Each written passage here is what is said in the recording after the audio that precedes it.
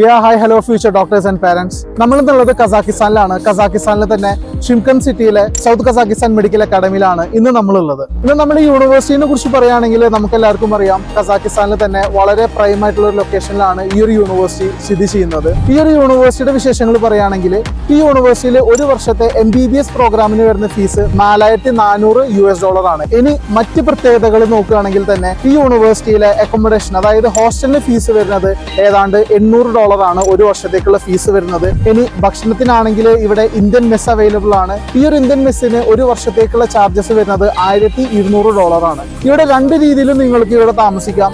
ഒന്നെങ്കിൽ നിങ്ങൾക്ക് പ്രൈവറ്റ് അക്കോമഡേഷൻസിലേക്ക് നിങ്ങൾക്ക് താമസിക്കാം, അതല്ലെങ്കിൽ നിങ്ങൾക്ക് യൂണിവേഴ്സിറ്റി ഹോസ്റ്റൽസും നിങ്ങൾക്ക് ചൂസ് ചെയ്യാവുന്നതാണ്. ഇവിടെ ഏകദേശം 310ഓളം മെഡിക്കൽ വിദ്യാർത്ഥികളാണ് 2024-25 ഇൻടേക്കിലേക്ക് എൻറോൾ ചെയ്തിട്ടുള്ളത്.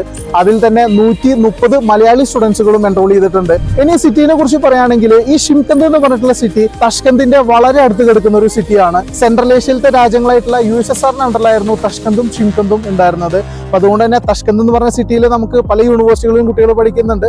ഷിംഖന്തുമായിട്ട് കമ്പയർ ചെയ്യുമ്പോൾ ഈ സിറ്റിനെ കുറിച്ച് പറയുകയാണെങ്കിൽ വളരെ വൈബ്രന്റ് ആയിട്ടുള്ള ഒരു സിറ്റിയാണ്. ഇവിടെ വിന്ററിലും സമ്മറിലും ഒക്കെ വളരെയധികം ആക്ടിവിറ്റീസ്, അതുപോലെ തന്നെ ഐസ് സ്കേറ്റിങ്ങിനുള്ള സ്കീ റിസോർട്സുകൾ, അതുപോലെ തന്നെ ഈവനിങ്ങിലും മറ്റുള്ള ആക്ടിവിറ്റീസ്, പാർക്കുകളൊക്കെ ആയിട്ടുള്ള വളരെ വൈബ്രന്റ് ആയിട്ടുള്ള ഒരു സിറ്റിയാണ് ഷിംഖന്ദ് എന്ന് പറഞ്ഞു കഴിഞ്ഞാൽ.